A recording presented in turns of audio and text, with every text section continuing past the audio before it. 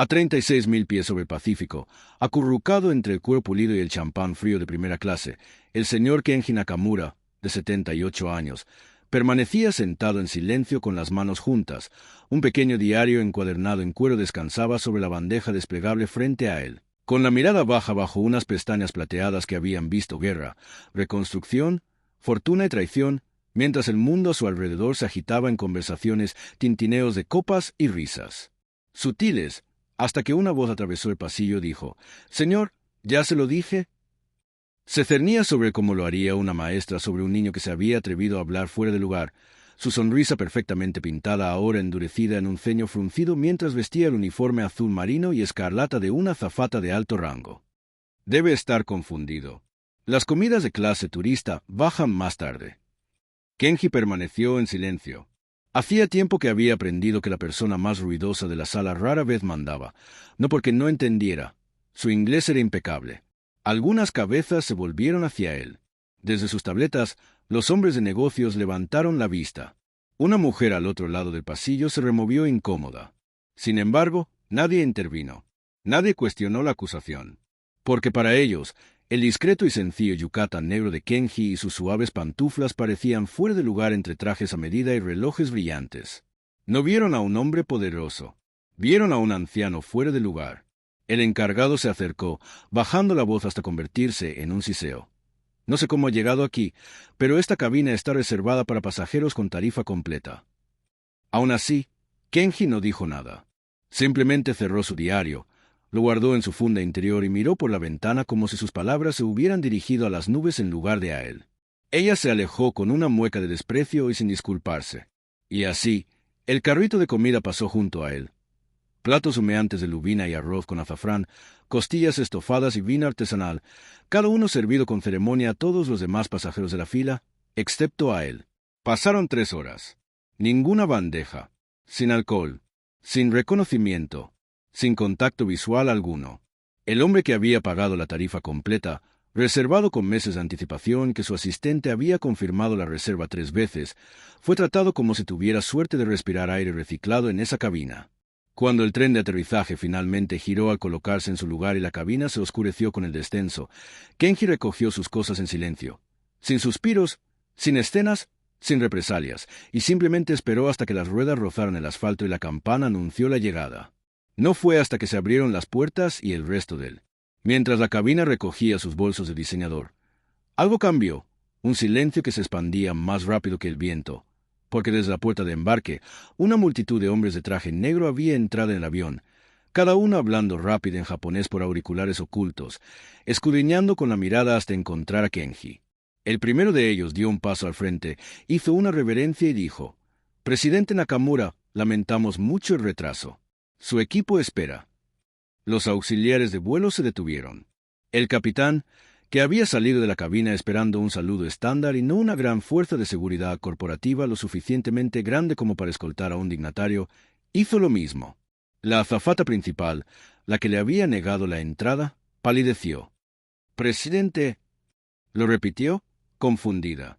Y fue entonces cuando Kenji se levantó, lento, elegante, digno, y se giró hacia la tripulación, con ojos no enojados, sino profundos y devastadoramente tranquilos, y dijo, por primera vez desde que comenzó el vuelo, una sola frase en perfecto inglés: «Este avión está registrado bajo mi compañía matriz».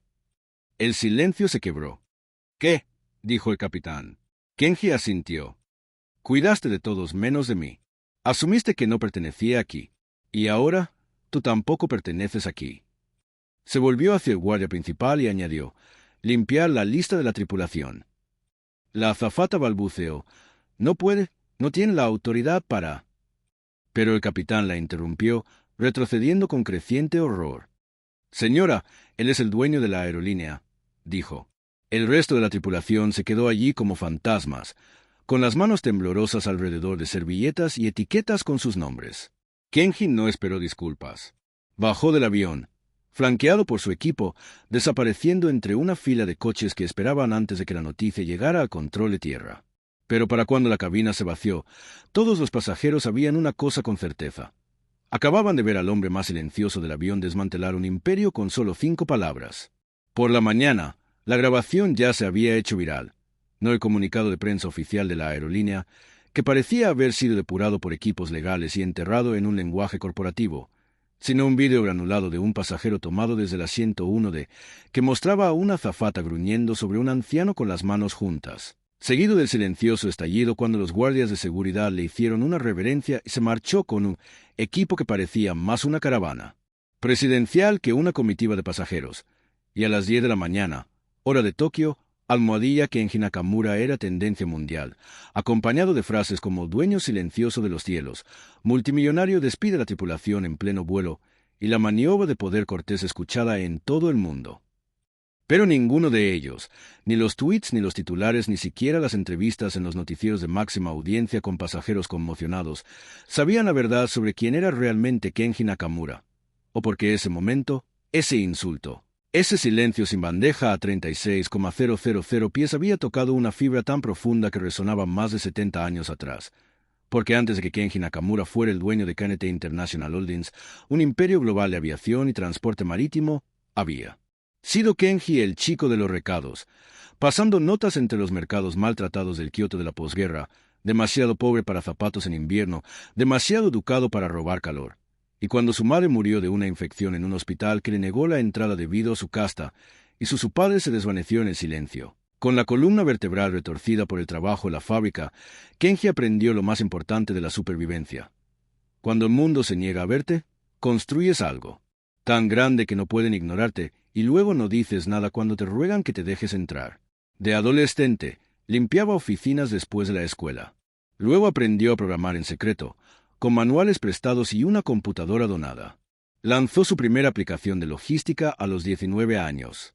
A los 26, había vendido al Ministerio de Defensa japonés un sistema de gestión de flotas. A los 30, ya era un fantasma tras una docena de subsidiarias, nunca en portada de revistas, nunca entrevistado, nunca perfilado, pero siempre observando, siempre escuchando. Prefería la riqueza silenciosa al ruido. Prefería la atención al legado. Por eso nadie, ni siquiera el capitán que había servido en su flota durante años, lo reconoció en ese vuelo. Nunca anunció su presencia. Nunca pidió atención.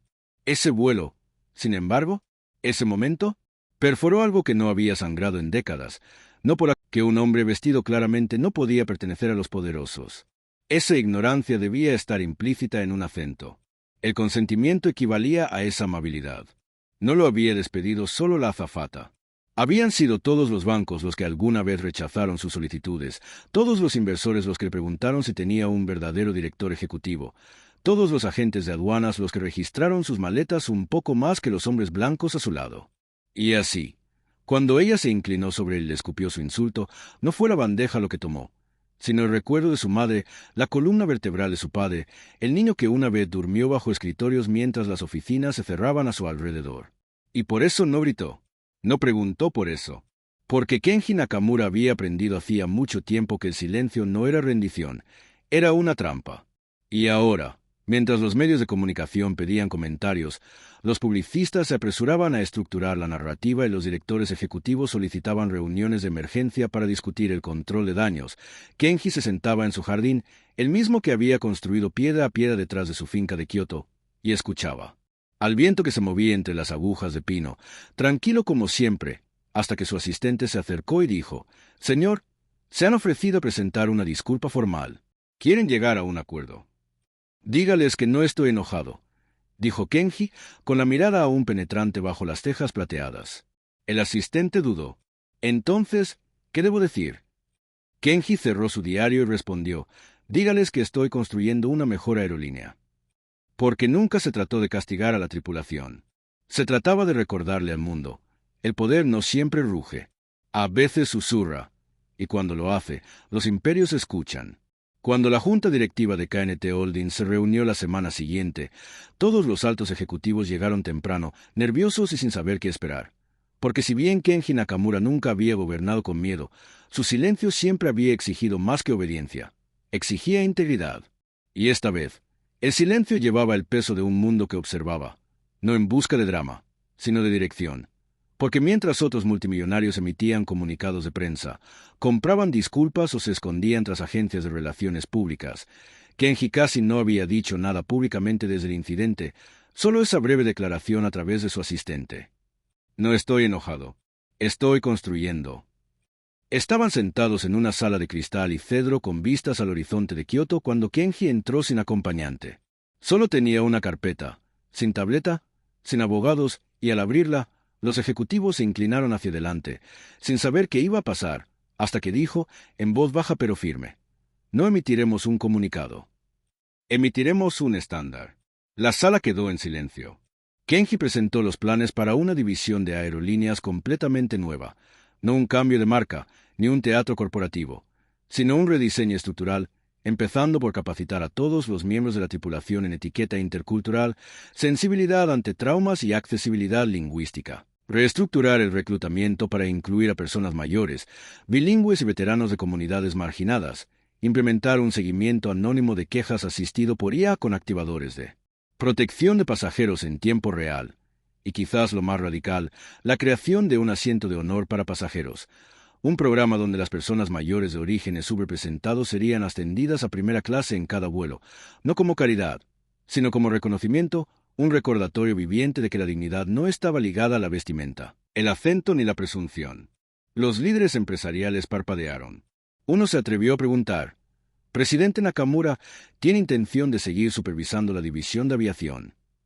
Kenji lo miró y, con un gesto de la cabeza, dijo: «Tengo la intención de recordarle al cielo quién construyó las alas». Y así comenzó, silenciosa y metódicamente. Entre bastidores, se reacondicionaron los aviones, se rediseñaron los menús para reflejar la diversidad cultural y se invitó a antiguos pasajeros que alguna vez sufrieron discriminación a formar parte de los paneles asesores. Los medios de comunicación lo llamaron la iniciativa de la clase Kenji. Las redes sociales se llenaron de la etiqueta almohadilla Sky with Honor.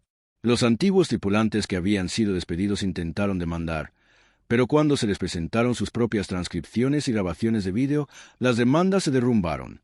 Otras aerolíneas, por otro lado, se apresuraron a satisfacer el repentino cambio en la demanda del público.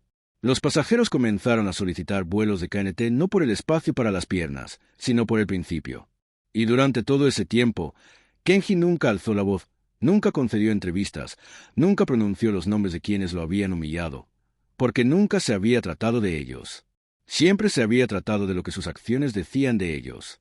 El mundo lo había visto, un anciano despedido, irrespetado, negado, no por nada que hubiera hecho, sino por todo lo que representaba.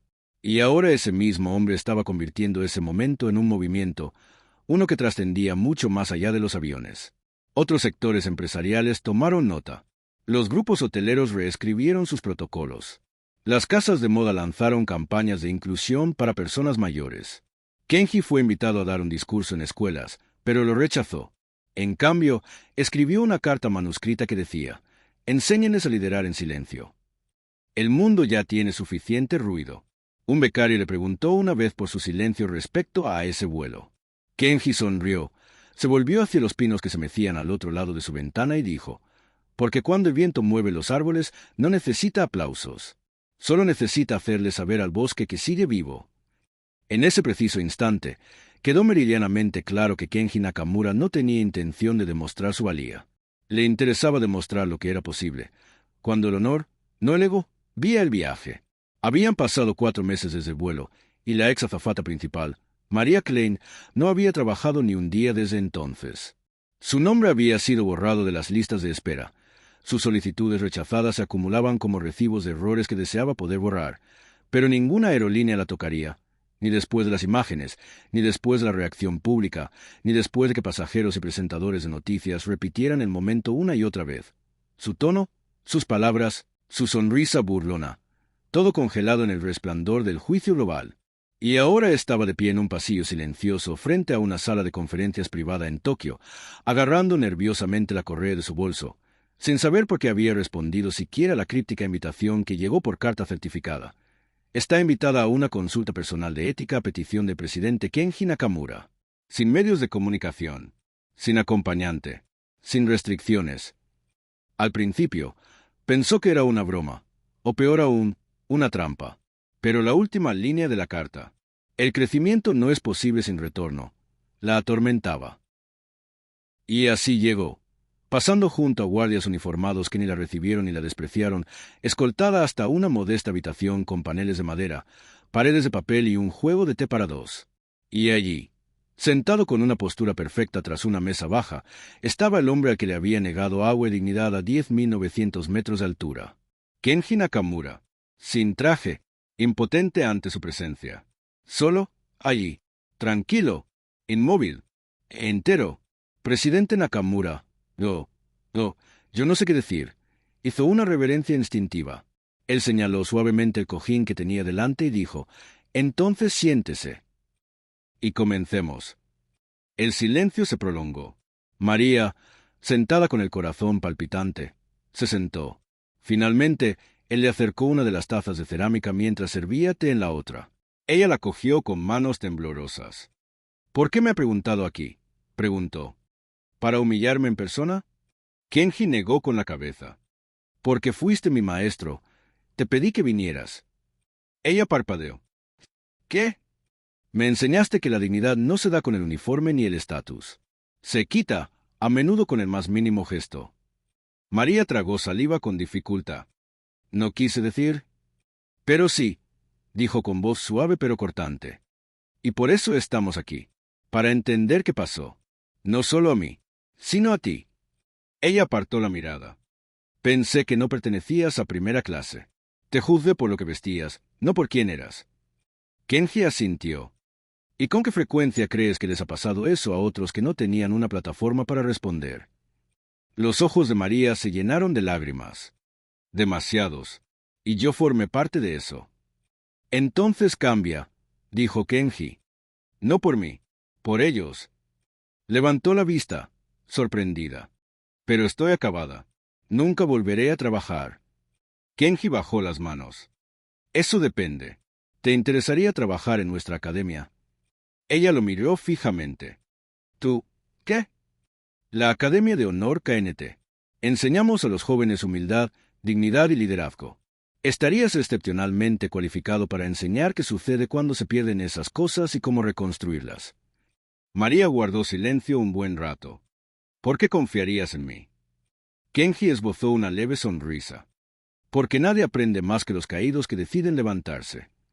Y en ese momento, María comprendió que no se trataba de un juego de poder. No era venganza disfrazada de caridad. Era misericordia agudizada por la claridad. Y Kenji, el hombre al que una vez había considerado un don nadie, le estaba dando algo que nadie más tenía. Un camino de regreso. Hizo una profunda reverencia, presionando la frente contra la mesa. «Honraré esto». Él asintió. «Entonces empieza con la verdad. Enséñala». Al salir de la habitación, con lágrimas en las mejillas y un camino repentinamente renovado, Kenji regresó a su té, no porque disfrutara del sabor, sino porque cada ritual, por pequeño que fuera, es un recordatorio de que la gracia es más fuerte cuando es silenciosa, y que quienes lideran siempre deben saber perdonar sin olvidar. El vuelo inaugural de entrenamiento de la Academia de Honor KNT no debía ser noticia.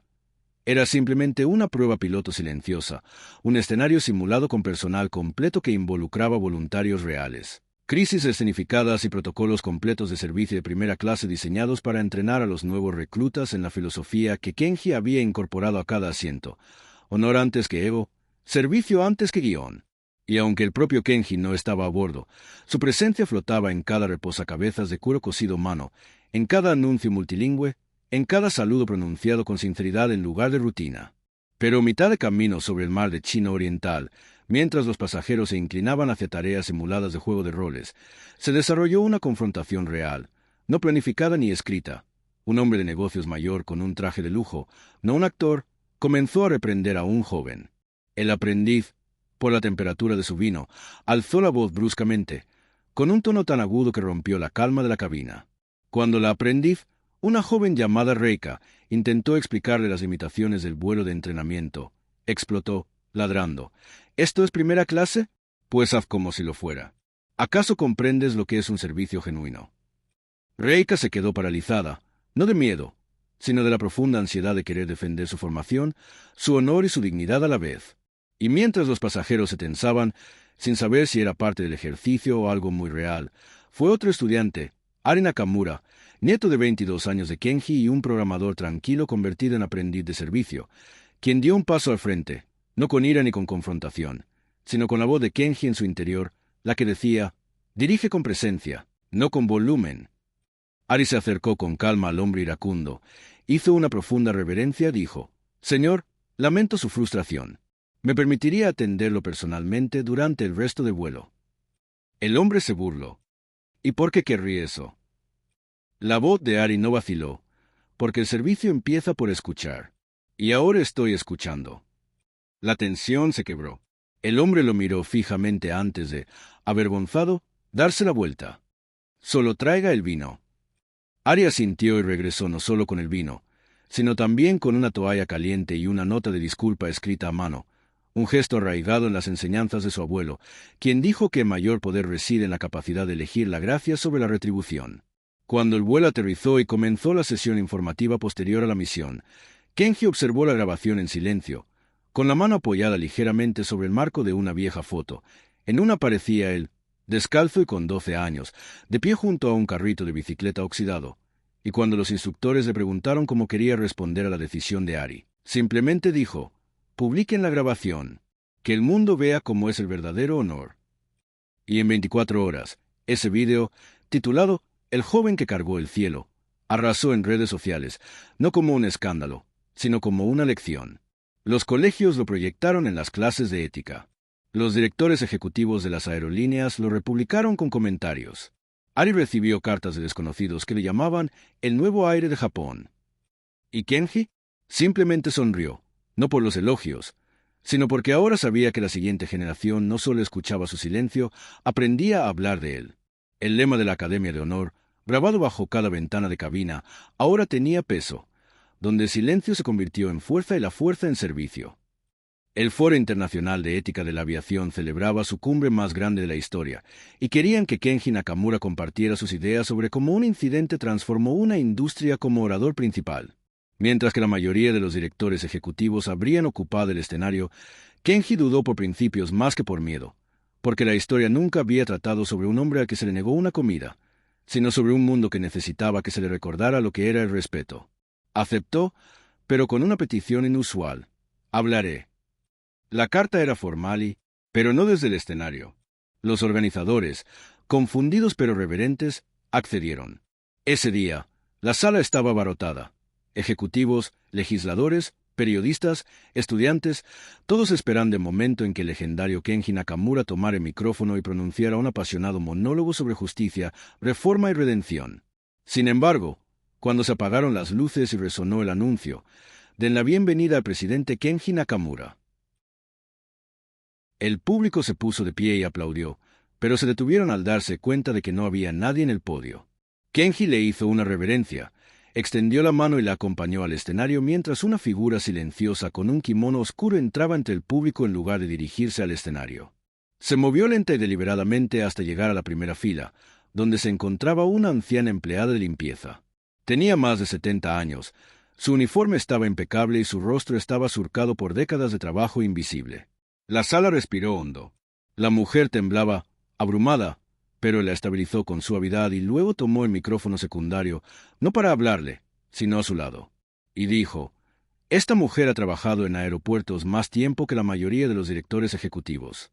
Nunca ha llegado tarde a un turno. Nunca ha recibido un agradecimiento en el escenario. También es la razón por la que sus aviones dan la vuelta, sus pisos brillan y sus pasajeros están seguros. Hoy no daré un discurso. Prestaré atención al suyo». Y dicho esto, Kenji retrocedió.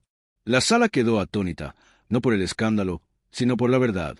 La mujer, con la voz temblorosa, compartió su historia. Trabajo desatendido, insultos susurrados, noches perdidas con la familia y turnos cubiertos de silencio. El público escuchó, no como observadores ni superiores, sino como estudiantes, mientras hablaba, lo cual fue un evento extraordinario.